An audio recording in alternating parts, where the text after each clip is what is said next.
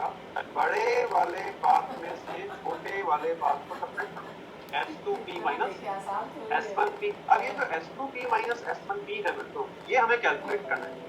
उसके लिए देखो हम क्या करते हैं, यहाँ एक अप्रोक्सीमेशन लगाते हैं, इसको आपको सीधा ध्यान रखना है। देखो ये जैसे दो लाइनें जा रही है ना, तो ये जो P पॉइंट है ना बच्चों, ये P पॉइंट कोई O से बहुत ऊपर नहीं है।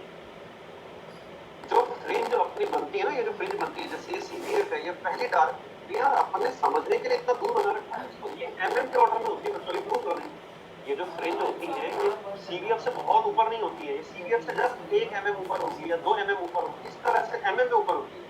इसका मतलब ये जो P पॉइंट है, ये हमें दिखाने के लिए तो बहुत ऊपर दिखा रखा है, बट ये P पॉइंट टेक्निकली कहाँ होता है, O के बिल्कुल पास यहाँ होता है। अरे समझ रहे हो, ये D कैपिटल डी बहुत बड़ा दिया हुआ हमने स्मॉल डी से। और दूसरी चीज क्या है कि जो फ्रिंजेस के बीच का गैप होता है ना, जैसे सीरियल के और फर्स्ट डार्क के बीच का जो गैप है, मतलब ये MM के ऑर्डर का भी आ जाए तो बहुत बड़ी बात है, मतलब ये उससे भी कम होता है। अभी प्रूव कर देंगे क्यों कम होता है। तो यहाँ पर जो है ये जो डायग्राम है, ये समझने के लिए बनाया मतलब अपने समझने के लिए बनाया, मतलब इस तरह से ये होता बिल्कुल क्या है, एकदम पास पास होता है। ये P पॉइंट इतना ऊपर ना होके ये O के बिल्कुल पास होगा, और O के अगर ये बिल्कुल पास होगा तो यहाँ एक अप्रोक्सीमेशन हम लेने वाले हैं, तो आपको सीधे ध्यान रखना है। अगर हम S1 और S2 के मिड पॉइंट से P पॉइंट को मिला दें, और यहाँ मान लें कि इस लाइन ऑफ सिमेट्री से जो एंगल आ रहा है इस लाइन का, माना हुआ एंगल कितना है दोस्तों, थीटा। तो आप ध्यान रखो कि ये वाला थीटा और यहाँ पर इस लाइन का इस हॉरिजॉन्टल के साथ बनने वाला जो थीटा है, ये लगभग सेम है। भाई लगभग सेम इसलिए होता है क्योंकि जो दो लाइनें आपको नजर आ रही है रेड कलर की, वो ऐसे बहुत ऊपर नहीं जा रही, और लगभग वो पॉइंट के पास। इसका मतलब ये जो दोनों लाइनें हैं ये अप्रॉक्स पैरेलल, अप्रॉक्स कैसी है, पैरेलल है। ये दोनों लाइनें बच्चों यहाँ नहीं मिल रही ऊपर P पॉइंट पर, यहाँ मिल रही है। P पॉइंट टेक्निकली यहाँ नहीं है। तो यहाँ पर अप्रोक्सीमेशन अपने को ये ध्यान रखना है कि जो सेंट्रल लाइन से थीटा बन रहा है, वही थीटा बच्चों कहाँ से बनता है, S2 से भी बनता है, और वही थीटा कहाँ से बनता है, S1 से भी बनता है। ठीक है, ऐसा अपने मान लीजिए, आप खुद मान लेते। ऐसा क्यों होता है, वैसे तो मैंने समझा दिया है कि पॉइंट बहुत पास होता है क्यों, फिर भी अगर ध्यान नहीं रहे तो अपने को सीधा इसको ध्यान रखना, सीधा ही ध्यान रखना। अब कैलकुलेशन करते हैं, तो कैलकुलेशन बहुत आसान है। अभी बताएं ये एंगल कितना है, थीटा। तो ये एंगल थीटा है, तो बच्चों हमें क्या निकालना है, S2P में से S1P को सबट्रैक्ट करना है। तो उसके लिए हमने S1P से क्या किया, S2P के ऊपर एक परपेंडिकुलर ड्रॉ किया, ये परपेंडिकुलर। अब अगर ये परपेंडिकुलर है बच्चों तो दिमाग लगाओ, ये एंगल है थीटा, ये है 90, तो ये एंगल अगर थीटा है तो ये वाला एंगल कितना हो गया, 90 माइनस थीटा। अब ये है 90, तो ये ऊपर वाला एंगल कितना हो गया, थीटा। यानी कि अगर हम इस ट्रायंगल को देखें, ये एंगल है थीटा, तो अगर हम इस ट्रायंगल को देखें बच्चों, इस वाले ट्रायंगल, तो इस वाले ट्रायंगल में ये वाला एंगल कितना है, थीटा। ये वाली साइड कितनी है, डी है, क्योंकि हाइपोटेन्यूज इस ट्रायंगल का ढंग से देखो 90 डिग्री के सामने वाला लाइन। तो ये है बच्चों अगर डी आपके पास, तो क्या ऐसा कहा जाए थीटा है। तो डी का अगर हम ऐसे कंपोनेंट लेंगे, मतलब ये वाला कंपोनेंट लेंगे, ये वाला, तो ये वाला कंपोनेंट तो क्या आएगा बच्चों, डी cos थीटा। ये वाला कंपोनेंट कितना आएगा, डी sin थीटा। और क्या ऐसा कहा जाए कि अगर आप S2P में से S1P को सब्ट्रैक्ट करोगे बच्चों, तो यहाँ से लेकर यहाँ तक का जो लेंथ है वो तो इसके बराबर है। इसका मतलब नीचे वाला जो लेंथ है वो ऊपर वाले लेंथ से केवल, नीचे वाला जो लेंथ है बच्चों वो ऊपर वाले लेंथ से केवल कितना ज्यादा है, कितना ज्यादा। और यही क्या है, डी sin थीटा। इसका मतलब ये क्या हो गया, बात समझ लो ना, यहाँ से लेकर यहाँ तक का गैप और यहाँ से लेकर यहाँ तक का गैप तो क्या है, इसका मतलब जो अंतर आ रहा है, जो डिफरेंस आ रहा है, वो डिफरेंस किसके बराबर आ रहा है, वो डिफरेंस आ रहा है बच्चों डी sin थीटा के बराबर। इसका मतलब ये होगा कि जो path difference between two waves at point P है, which is S2P minus S1P, वो सॉल्व करके डी sin थीटा के बराबर आता है विद सम अप्रोक्सीमेशन। अब अपने को क्या निकालना है, हम तो भाई P पॉइंट का y ढूंढने के लिए बैठे हैं। तो हमने सबसे पहले P पॉइंट का क्या निकाला, पाथ डिफरेंस। अब देखो यहाँ पर क्या है कि यहाँ बिकॉज ये P पॉइंट O के बहुत नजदीक होता है, अभी दो करते हैं यहाँ पे। तो P पॉइंट अगर बहुत नजदीक होगा O के, तो क्या ऐसा कहा जाए, दोनों जो लाइनें हैं ये ऊपर नहीं होंगी, ये सेंट्रल लाइन से इतनी ऊपर नहीं होंगी, नजदीक ही होंगी। इसका मतलब ये जो थीटा दिख रहा है हमें, ये थीटा मतलब क्या होगा, स्मॉल एंगल होगा, थीटा इज वेरी स्मॉल। और थीटा अगर बहुत स्मॉल है तो क्या ऐसा कहा जाए कि इस केस में हम sin थीटा को अप्रॉक्स tan थीटा लिख सकते हैं। और tan थीटा लिख सकते हैं। तो जो पाथ डिफरेंस है at P point, internal point, उसको लिखा जा सकता है d tan थीटा। ठीक है बच्चों, अब इस ट्राइंगल को देखो, बीच वाले ट्राइंगल को देखो जिसमें y इन्वॉल्व है, तो यहाँ तो y नहीं।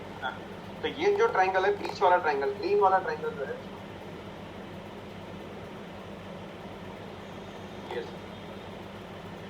इस ट्राइंगल को देखो, इस वाले, क्या ऐसा कर दे इस ट्राइंगल का tan थीटा सोचो। इस ट्राइंगल का tan थीटा क्या होगा? आंसर है y डिवाइडेड बाय बेस, और बेस तो जो है वो कैपिटल D के बराबर है, बिकॉज़ सेपरेशन हमने कैपिटल D दिया हुआ है। यानी यहाँ पर हम tan थीटा को क्या लिख पाएंगे? ये पूरा डेरिवेशन है या फिर बोर्ड में भी हो सकता है। तो यहाँ अपन जो है वो tan थीटा को क्या लिख पाएंगे बच्चों? इसको लिख पाएंगे हम del x is equals to d y by capital D। आइए तो समझ में लग गया होगा y बाय d का आंसर। ठीक, अब हमें क्या चाहिए? हमें चाहिए y।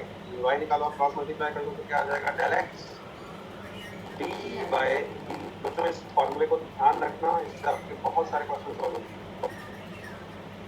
यहाँ पे मैं दोबारा बता देता हूँ, what is y? y is position of journal point P, journal point P from the O of CBF, is the central point of the screen। तो y तो क्या है बच्चों? किसी भी पर्टिकुलर पॉइंट की ऑन द स्क्रीन CBF से distance, meaning से हाइट है या डेप्थ है। अच्छा ध्यान रखना, ये हाइट के साथ साथ डेप्थ में नीचे भी होगा। अच्छा ये del x क्या चीज है? del x है पाथ डिफरेंस। किसका पाथ डिफरेंस? किसी भी पॉइंट का। जैसे कोई कहे हमसे कि भाई बताएं del x क्या है बच्चों? किसी भी फ्रिंज का पाथ डिफरेंस। जैसे कोई हमसे ये कहे बताओ जो फर्स्ट डार्क फ्रिंज है, फर्स्ट डार्क फ्रिंज इस डायग्राम में नजर आ रही है, फर्स्ट डार्क फ्रिंज के लिए y बताओ क्या है? फर्स्ट डार्क फ्रिंज का y बताओ क्या है? फर्स्ट डार्क हमारी ये बताओ मीडियम से उसका क्या हाइट है ये बताओ। क्या ऐसा करना है? टाइम पास क्वेश्चन हो गया। फर्स्ट डार्क का y बताएं, क्या किया जाए? क्या करें? चलिए आज हमने तो सिर्फ आधे का y निकालना है आपको। क्या करोगे? फर्स्ट डार्क का y निकालने के लिए फर्स्ट डार्क का y अगर हमसे पूछा गया है तो यहाँ पर तो del x रख देना है उसका बस। तो फर्स्ट डार्क का यहाँ फॉर्मूला बुक करना है। फर्स्ट डार्क का हम क्या रखेंगे? यहाँ पर पाथ डिफरेंस रखेंगे। फर्स्ट डार्क का पाथ डिफरेंस कितना होता है? Lambda by 2। यहाँ लैम्डा बाय 2 रखो, मजे करो। फर्स्ट डार्क का y आ गया, पोजीशन आ गई। बताओ सेकंड ब्राइट फ्रिंज का, सेकंड ब्राइट फ्रिंज का y बताओ। सेकंड ब्राइट फ्रिंज का y बताएं। आपको कहा था ना सेकंड ब्राइट फ्रिंज बनेगी कहाँ बनेगी? CBF से कितना ऊपर बनेगी बताओ। तो क्या ऐसा कहा जाए? सेकंड ब्राइट की बात कर रहा है तो सेकंड ब्राइट का पाथ डिफरेंस देख लो आप इस डायग्राम में कितना है। पाथ डिफरेंस को उठाओ, इस फार्मूले में छिपा दो डायरेक्टली, तो लिखा गया। यानी यहाँ आप अलग अलग पॉइंट के बच्चों पाथ डिफरेंस रखते जाओगे तो उनका उनका y आता जाएगा, उनका y आपके पास आता जाएगा। अब ये जो y अपना आ रहा है ना फर्स्ट ब्राइट के लिए, सेकंड ब्राइट के लिए, थर्ड ब्राइट के लिए, फोर्थ ब्राइट के लिए या फर्स्ट डार्क सेकंड डार्क इनके लिए, इसको हम जनरलाइज करने जा रहे हैं। अब आपको पिछले साल से एक दिन भी मेरी बात सुनिए, मैंने तो पिछली बार एक बार भी नहीं कहा आपसे। कहाँ से आ गया? 10 महीना तो मैंने ऐसे ही किराया दिया आपको, एक बार भी तो नहीं कहा। आप ऐसा करो, 10 महीना तो आ गया। नहीं, पिछली बार इस ट्रायंगल को सॉल्व करके आता है। 10 महीना मेरा घर बंद रहा। प्रिंटेड सॉल्यूशन में भी इसका आंसर दिया हुआ है, डी सही कितना आंसर आया। अभी फिलहाल तो आप सिर्फ इस फॉर्मूले पे दिमाग लगाओ। नहीं, आप पिछली बार भी सब लोग रहे। नहीं, पिछली बार भी सब लोग रहे आपके घर। बोर्ड में डेरिवेशन जरूर पूछ सकता है आपसे। हाँ बच्चों, तो यहाँ पर अच्छा ये समझना है कि वो जो फॉर्मूला है, ये जो फॉर्मूला हमारा ये बड़ा जबरदस्त फॉर्मूला है। ये किसी भी फ्रिंज का पोजीशन मतलब y दे सकता है आपको। कैसे? किसी भी फ्रिंज का पोजीशन आपको निकालना है तो उसके कॉरेस्पॉन्डिंग पाथ डिफरेंस यहाँ पे कर दो, सॉल्व कर लो, आंसर आ गया। ठीक, अब यहाँ पर बच्चों किस तरह की फ्रिंजेस बनेगी? या तो डार्क बनेगी या फिर क्या बनेगी? ब्राइट बनेगी। तो यहाँ पहली डार्क कहाँ आएगी, दूसरी डार्क कहाँ आएगी, तीसरी डार्क कहाँ आएगी, उनके क्या वाई होंगे, उनको हम जनरलाइज कर देते हैं। पहली ब्राइट कहाँ आएगी, सेकंड ब्राइट कहाँ आएगी, उनके क्या वाई होंगे, उनको हम जनरलाइज करते जा रहे हैं। तो यहाँ पर इस फॉर्मूले को यूज करके जनरलाइज करेंगे बच्चों। तो पहला पॉइंट है 4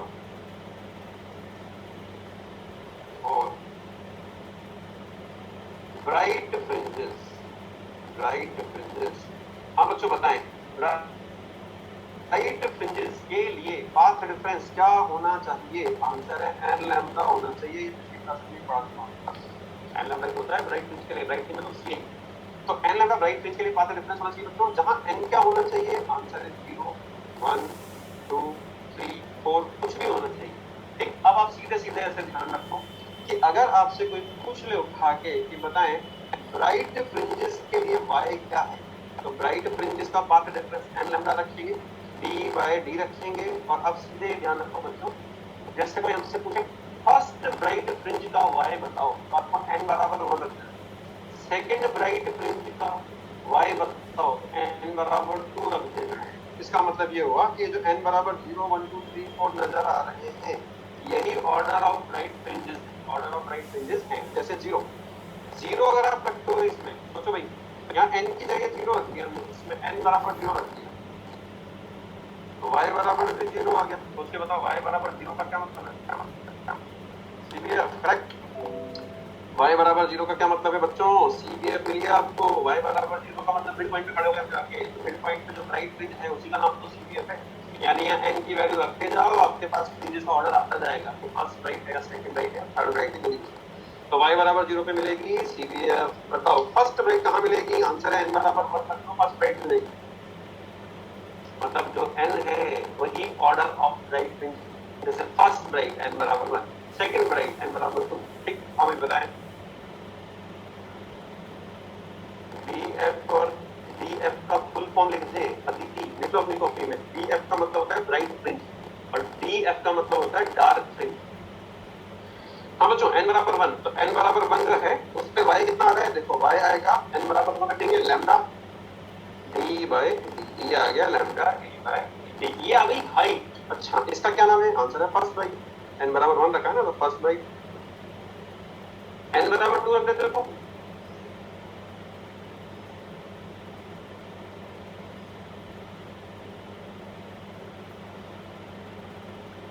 n बराबर 2 रख देंगे तो सेकंड राइट आ जाएगी।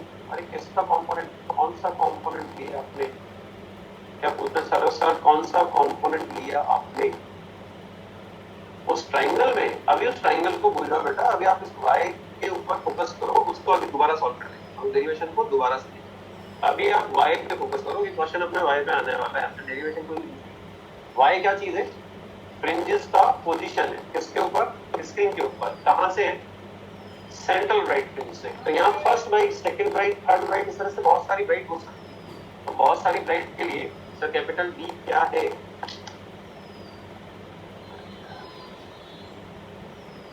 कैपिटल D क्या है बच्चों? कैपिटल D है स्लिट्स और स्क्रीन के बीच का सेपरेशन। स्मॉल d क्या है? केतन गोयल सो रहे हैं क्या अपन? स्मॉल d क्या है? दोनों स्लिट्स के बीच का सेपरेशन, ये वाला, ये वाला। ठीक है, अब आगे बात करते हैं।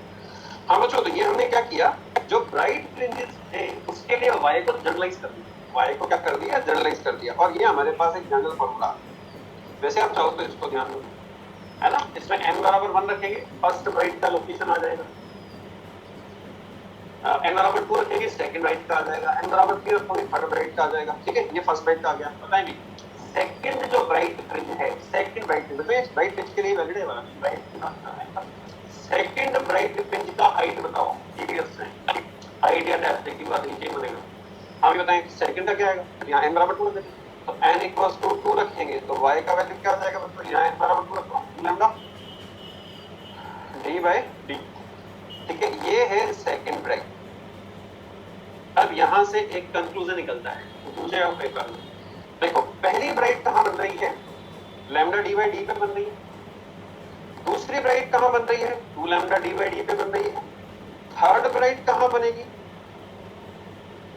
3 लैम्डा d बाय d पे बनेगी। फोर्थ कहां बनेगी? 4 लैम्डा d बाय d पे बनेगी। 5 कहां बनेगी? 5 लैम्डा d बाय d पे बनेगी। इसका मतलब ये हो गया कि जो आपकी ब्राइट फ्रिंजेस हैं उनके बीच का जो गैप है ना बच्चों, इक्वल है। इक्वल गैप पे बनती है ब्राइट फ्रिंजेस। और किन्हीं भी दो ब्राइट फ्रिंजेस के बीच का हमसे क्या पूछ लिया जाए? सेपरेशन पूछ लिया जाए। किन्हीं भी सक्सेसिव दो ब्राइट फ्रिंजेस के बीच का सेपरेशन पूछ लिया जाए, तो क्या ऐसा कहा जाए जैसे CBF और फर्स्ट के बीच का जो सेपरेशन है वो बता दो। और CBF तो कहां बनती है? y बराबर 0 पे। फर्स्ट कहां बनती है? लैम्डा d बाय d पे। यानी दो कॉन्सेक्यूटिव ब्राइट फ्रिंजेस के बीच का separation lambda d by d होता है। लैम्डा d बाय d होता है, जैसे ये 0 पे है तो ये लैम्डा d बाय d। फिर अगला 2 लैम्डा डी बाई डी पर है, तो कॉन्जिक्यूटिव के बीच का सेपरेशन तो 2 lambda D by D minus lambda D by D करना पड़ेगा, तो लैम्डा डी बाई डी है, ठीक है। तो यहाँ पर बच्चों ये भी चीज आप ध्यान रखो कि किन्हीं भी दो कॉन्जिक्यूटिव ब्राइट फ्रिंज के बीच का सेपरेशन क्या होता है, सेम होता है, जिसका value lambda D by D के बराबर होता है। अच्छा, जैसे अपन यहाँ पर ब्राइट फ्रिंज की बात की है बच्चों, वैसे अपन आप किसकी बात करना चाहते हैं, डार्क फ्रिंज, है ना। अच्छा, पहले अपन ये मैथमेटिकल कैलकुलेशन कर लेते हैं, तो इसकी स्क्रीन पे भी देखेंगे कि जो हमने लिखा हुआ है, सेपरेशन नजर आ रहे हुआ है, कहाँ सेपरेशन, किसके सेपरेशन, हम ये बताएं। For dark fringe, dark fringe का मतलब है जहां पर क्या हो रहा होगा, डी आई हो रहा होगा। अच्छा, डी आई कब होता है, जब डेल एक्स क्या होता है, सोच के बताओ। डार्क के लिए भी डेल एक्स लिखा हुआ है हमने पिछली क्लास में, क्या होता है, ये होता है 2m माइनस 1 लैम्डा बाई 2, जहाँ m क्या है, एक नंबर है, तो चालू 1 से होगा, 1 2 3 4 इस तरह से। अच्छा बच्चों, ये किसके लिए है, डार्क फ्रिंज, ठीक। अब इसके लिए बताओ y क्या आएगा, जर्नल y क्या आएगा, तो जर्नल डेल एक्स उठा के रखो, डार्क फ्रिंज के लिए जो डेल एक्स है वो उठा के जर्नल फॉर्मूले में रखो इस वाले में, तो ये आ जाएगा आपके पास 2m माइनस 1 लैम्डा बाई 2, ये तो डेल एक्स हो गया, और D by D. I hope समझ में लग रहा है अपने को क्या है, ठीक। अब बताएं बच्चों, कोई पूछ ले हमसे उठा के कि बताओ पहली डार्क फ्रिंज कहाँ आएगी, तो आप इस जर्नल फॉर्मूले में m बराबर 1 रख दो, हो गया। सेकंड डार्क फ्रिंज कहाँ आएगी, बच्चों डार्क फ्रिंज के लिए तो है, और m क्या चीज है, ये m क्या चीज है, m है ऑर्डर ऑफ डार्क फ्रिंज। जैसे फर्स्ट जो है, यहाँ अगर 1 लिखा हुआ है, m बराबर हम 1 पुट कर दें, तो 1 का मतलब है बच्चों फर्स्ट डार्क फ्रिंज, 2 रख दें तो सेकंड डार्क फ्रिंज, 3 रख दें तो थर्ड डार्क फ्रिंज, 4th रख दें तो फोर्थ डार्क फ्रिंज, इस तरह से। तो जैसे यहाँ n बराबर m बराबर 1 रखते हैं, तो m बराबर 1 के लिए y कितना आएगा, उसके मतलब कितना आएगा, lambda by 2 D by D आएगा, कैलकुलेट करो। इसको क्या बोलेंगे, इसका क्या नाम रखेंगे बताओ, हाँ इसका क्या नाम रखेंगे, जल्दी बताओ। m बराबर 1 रखा है ना, हाँ फर्स्ट बस, m बराबर 1 मतलब फर्स्ट, 1 का मतलब फर्स्ट, 2 का मतलब सेकंड, फर्स्ट डार्क फ्रिंज कितनी ऊंचाई पर आ रही है, लैम्डा डी बाई 2 डी, ठीक है। m बराबर 2, y कितना आएगा, d lambda by 2 d by D आएगा, कैलकुलेट करो। m बराबर 2 रखो। अच्छा भाई, m बराबर 2 रखा है हमने, इसका क्या नाम है, सेकंड डार्क फ्रिंज, 3 रख देंगे तो थर्ड, 4 रख देंगे तो फोर्थ, इस तरह से चलता रहेगा, ठीक। अब ये जो अपने पास first second third fourth bright भी आ गई, तो इधर तो ब्राइट आ रही है और डार्क आ रही है, तो इस डायग्राम में देखो, ये अलग से बना है, मजा आया, यहाँ पर समझते हैं। हाँ बच्चों, यहाँ पर समझते हैं, ये जो गैप है, इन गैप को थोड़ा सा ध्यान रखना। पहली ब्राइट कहाँ आती है, लैम्डा डी बाई डी, पहली डार्क कहाँ आती है, लैम्डा डी बाई 2 डी, इधर आ रहा है, ठीक है। सेकंड ब्राइट कहाँ आती है, 2 lambda D by D, second dark कहाँ आती है, 3 by 2 lambda D by D, सारी वैल्यू y के देखो, ध्यान रखिए, रटना नहीं है, जर्नल फॉर्मूला ध्यान रखो, m की वैल्यू रखना, इधर n की वैल्यू रखना, इधर n रखोगे तो लाइट की लोकेशन आ जाएगी, इधर m रखोगे तो डार्क की लोकेशन आ जाएगी, ठीक है। अब क्या ऐसा कहा जाए, अगर हम इसको थोड़ा सा स्क्रीन पे समझना चाहें, तो बेसिकली बच्चों ने ये लिखा है, ये मान लेते हैं हमारी स्क्रीन है, ऐसे ये हमारी स्क्रीन है, माना यहाँ पर क्या है, सीरियल। अच्छा, अब मैं इधर S1 S2 नहीं दिखा रहा हूँ, समझते हैं अपन S1 S2 जरूर होंगे उधर, और अपन यहाँ सीधे इसकी बात कर रहे हैं, स्क्रीन की पैटर्न तो स्क्रीन पर नजर आता है, ठीक है मतलब, तो ये सीरियल है। यहाँ से ऊपर गए, यहाँ पर क्या आया, फर्स्ट डार्क आया, फिर क्या आएगा, फर्स्ट ब्राइट, फिर क्या आएगा, सेकंड डार्क, फिर क्या आएगा, सेकंड ब्राइट, इस तरह से चलता रहे, समझ रहे ना। डार्क फ्रिंज है, ये डार्क फ्रिंज है, फर्स्ट डार्क फ्रिंज, ये फर्स्ट ब्राइट फ्रिंज, ये सेकंड डार्क फ्रिंज, इस तरह से नीचे। अब इस सीरियल के नीचे चलो, नीचे फर्स्ट डार्क फ्रिंज, फिर first bright fringe, dark bright इस तरह से आती है, ये फर्स्ट ब्राइट फ्रिंज हो गई, फिर क्या आएगी, सेकंड डार्क फ्रिंज आएगी, और इस तरह से चलता रहेगा, ठीक। ये सीरियल में बच्चों ये सेंटर लाइन होगी, सिमेट्रिक लाइन होगी। अब जो हमने y निकाले हैं ना, उनकी अपन बात करना चाहते हैं, सोच के बताओ, जो फर्स्ट ब्राइट फ्रिंज है उसका y कितना आया था, हाँ डार्क और ब्राइट अल्टरनेट आपने बेटा ब्राइट डार्क इस तरह से। हाँ भाई बताएं, फर्स्ट ब्राइट, अरे ये ना फर्स्ट ब्राइट, बताए फर्स्ट ब्राइट के लिए y कितना आया था, फर्स्ट ब्राइट के लिए y क्या आया था, फर्स्ट ब्राइट यानी n बराबर 1 के लिए ब्राइट क्या ये y क्या आया था, लैम्डा d बाई डी आया था। चलो जी, इसका मतलब ये है कि आपकी जो फर्स्ट ब्राइट फ्रिंज बन रही है बच्चों, वो सेंट्रल ब्राइट फ्रिंज से कितनी ऊंचाई पे बन रही है, लैम्डा d बाई डी। समझ में लगी बात? सेकंड ब्राइट फ्रिंज कहाँ बन रही है, सेकंड ब्राइट इसमें दिख नहीं रहा है, second bright 2 lambda D by D पे बन रही है, खाना भी निकाला था मैंने। अच्छा बताओ फर्स्ट डार्क कहाँ बन रही है, अच्छा भाई ये जो फर्स्ट ब्राइट है नीचे भी बनेगी, फर्स्ट ब्राइट नीचे भी बनेगी, मतलब नीचे की तरफ भी जो फर्स्ट ब्राइट का गैप है फ्रॉम द सीवियर ये लैम्डा डी बाई डी। हमें बताएं फर्स्ट डार्क का हाइट बताओ, फर्स्ट डार्क का हाइट बताओ, फर्स्ट डार्क का हाइट बताओ। ये रहा फर्स्ट डार्क, हाइट कहाँ से लेते हैं, सीपीएम से लेते हैं। फर्स्ट डार्क का हाइट बच्चों अभी निकाला था, लैम्डा डी बाई 2d आया था। क्या मैं ऐसा कहूँ फर्स्ट डार्क का जो हाइट आ रहा है वो फर्स्ट ब्राइट के हाइट का आधा आ रहा है, हाफ आ रहा है, सही है ना? और हाफ आ रहा है इसका मतलब समझ रहे हो, इसका मतलब ये है कि फर्स्ट ब्राइट के और सेंट्रल ब्राइट के एग्जैक्ट बीच में होता है फर्स्ट डार्क।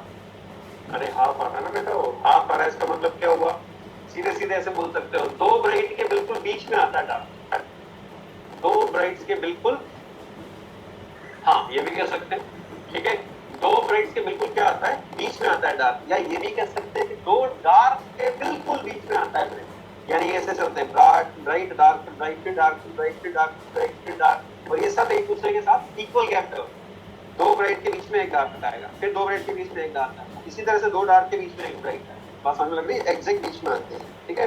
अब आगे बात करते हैं, बच्चों यहाँ तक समझ लग गया होगा मेरे ख्याल में, ठीक है ना?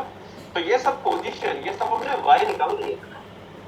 ओके सर, चलो जी, केतन गोयल को समझ में आ गया, सब समझना, ठीक है। अब आगे बात करते हैं। तो इस तरह से आप जो है वो अल्टरनेट जो फ्रिजेस है उनके क्या निकाल सकते हो, ऑर्डर निकाल सकते हो, ठीक है बच्चों। अब यहाँ पर कुछ बेसिक डेफिनेशंस है, उनमें से सबसे पहली है देखो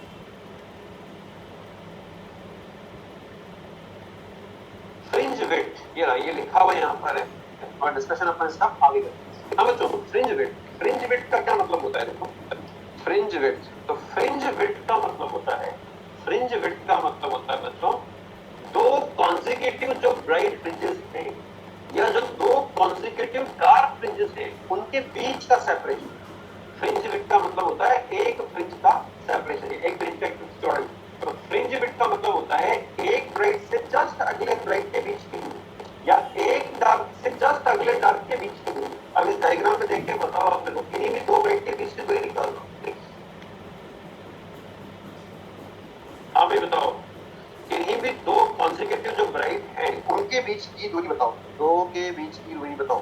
क्या ऐसा कहा जाए कोई से भी दो ब्राइट लेने हैं तो सीरियल ले सकते हैं, आपको दिक्कत नहीं, सीरियल से तो ब्राइट ही होता है। तो बच्चों देखो यहाँ पे सीरियल जो है ना, सीरियल और उसे जस्ट अगला ब्राइट है, जो आपकी इच्छा पड़े ले लो।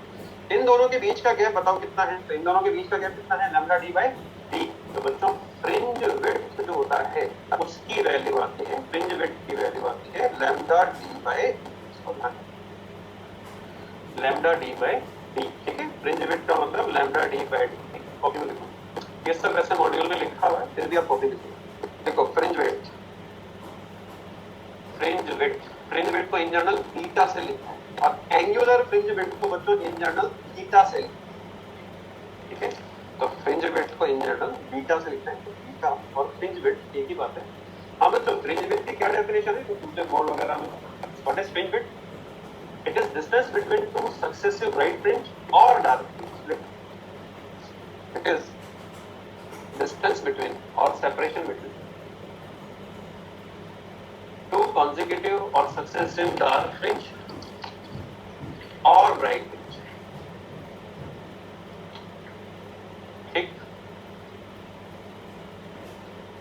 ठीक है बच्चों। अच्छा, ये किस किस पे डिपेंड करती है, देखो क्वेश्चंस की बात करते हैं, क्वेश्चन बनते हैं छोटे छोटे, उनके पास साथ ही करते जाते हैं। अच्छा, दो डार्क के बीच की भी सेपरेशन यही आती है क्या बच्चों? देखना जरा, दो ब्राइट के बीच का सेपरेशन तो दिख गया हमें, क्या दो कॉन्सेक्यूटिव, हाँ यही आएगी, बिल्कुल सही है, सेम होगी, सेम कैसे होगी? डार्क लेके देखता हूँ, डार्क लेके दिक्कत है। बताओ ये वाली जो डार्क है ये कितना ऊपर है? लैम्डा d/2 भी ऊपर है। ये वाली डार्क कितना नीचे है? आंसर है लैम्डा d/2 डी नीचे। तो बताओ बच्चों, दो कंसेक्यूटिव डार्क, एक तो ये ले लो, एक इसके जस्ट आगे ये वाली ले लो, एक तो ये ले लो, एक ये वाली ले लो। इनके बीच का टोटल गैप बता दो। तो टोटल गैप ही तो फ्रिंज विड्थ है, बीटा है, बीटा मतलब फ्रिंज विड्थ। तो यहाँ पर कितना आएगा? वापस लैम्डा d/d आएगा। तो दो कॉन्सेक्यूटिव ब्राइट लो या डार्क लो, एक ही बात। ये है फ्रिंज विड्थ। हाँ भी बच्चों, ये बताओ फ्रिंज विड्थ किस पे डिपेंड करेगी? फ्रिंज विड्थ पे क्वेश्चन बनते हैं तो क्या ऐसा कहा जाए, एक तो कैपिटल डी पे डिपेंड करेगी, एक स्मॉल डी पे डिपेंड करेगी और एक लैम्डा पे डिपेंड करेगी। ठीक, क्वेश्चन नंबर 1, अगर हम डी को बढ़ा दें तो बताएं फ्रिंज विड्थ का क्या होगा?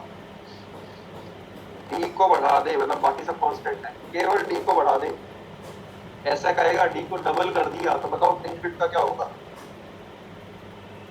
हाँ बच्चों, डी को बढ़ाएंगे तो फ्रिंज विड्थ बढ़ जाएगी, सही बात है, डबल में करेक्ट है। ठीक है, सेकंड बताओ भाई डी स्मॉल डी को बढ़ा दे तो क्या होगा? स्मॉल डी को बढ़ा दे तो क्या होगा? स्मॉल डी को बढ़ा देंगे तो फ्रिंज विड्थ कम हो जाएगी। अच्छा, कैपिटल डी क्या चीज है?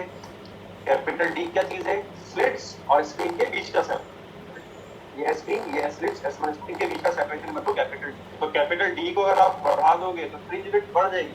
फ्रिंज विड्थ बढ़ जाएगी का मतलब समझ रहे हो? ये फ्रिंज विड्थ बढ़ जाएगी मतलब ये चौड़ाई बढ़ जाएगी। एक तरह से फैल जाएगा आपका पैटर्न, क्योंकि चौड़ाई बढ़ती जाएगी ना, तो पैटर्न फैल जाएगा अगर फ्रिंज विड्थ बढ़ती है। सर फ्रिंज का क्या मतलब होता है? फ्रिंज का कुछ मतलब नहीं होता है गंगाधर, फ्रिंज का मतलब कुछ नहीं होता है। फ्रिंज तो सिर्फ नाम दिया, उसमें कुछ तो नाम देना पड़ेगा। फ्रिंज मतलब चमकीली लाइन नजर आती है यहाँ पे, सीरियल बनता होता है। स्मॉल डी मतलब, स्मॉल डी मतलब, हाँ स्मॉल डी क्या होता है? स्लिट्स के बीच का सेपरेशन होता है। और कैपिटल डी क्या होता है? स्लिट्स और स्क्रीन के बीच का सेपरेशन होता है।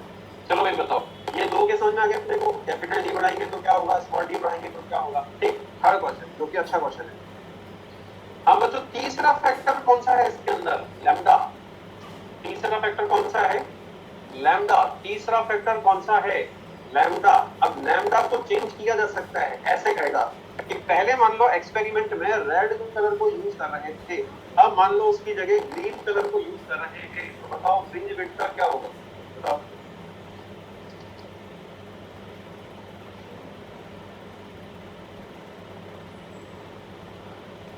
करेक्ट, रेड की जगह ग्रीन यूज करोगे भाई तो फ्रिंज विड्थ का क्या होगा? बताओ बताओ जल्दी बताओ, फ्रिंज विड्थ का क्या होगा? रेड कलर की जगह ग्रीन कलर को यूज करेंगे तो लैम्डा कम कर दिया है आपने, और लैम्डा अगर कम कर दिया है तो फ्रिंज विड्थ भी कम हो जाएगी। अरे ठीक है ना भाई, ठीक है। इसकी जगह ऐसे पूछेगा एक सोडियम लैंप, सोडियम लैंप की लाइट तो येलो होती है, थोड़ा सा ध्यान रखना। सोडियम लैंप की जगह अगर रेड कलर की लाइट यूज की जाए तो बताओ फ्रिंज विड्थ का क्या होगा? इंक्रीज होगा, करेक्ट, सबका आंसर इंक्रीज आ रहा है, वेरी गुड, इंक्रीज होगा, इंक्रीज होगा। सोडियम लाइट मतलब येलो लाइट, येलो लाइट की जगह रेड लाइट को यूज किया जाए तो क्या होगा? तो रेड लाइट का मतलब लैम्डा बढ़ा दिया आपने, लैम्डा बढ़ा दिया तो बढ़ गया। ठीक है, इसी में बच्चों एक केस ये भी बनता है। हाँ, लैम्डा को चेंज करने का एक तरीका और वो तरीका है बच्चों मीडियम चेंज का। रे ऑप्टिक्स में पढ़ा था ना, मीडियम चेंज करने से भी लैम्डा बन जाता है। एक लाइट वेव अगर एयर में चल रही है, एयर की जगह पानी में चलने लग जाएगा, ग्लास में चलने लग जाएगा तो भी लैम्डा बदल जाता है। ठीक है ना, तो यहाँ पे आपको एक क्वेश्चन ये भी पूछा जा सकता है। ये तो हो गया इसका एक तरह से ए केस, बी केस। मान लो बच्चों पहले जो है ये पूरा सिस्टम किसमें था? एयर में। पहले पूरा का पूरा सिस्टम किसमें था?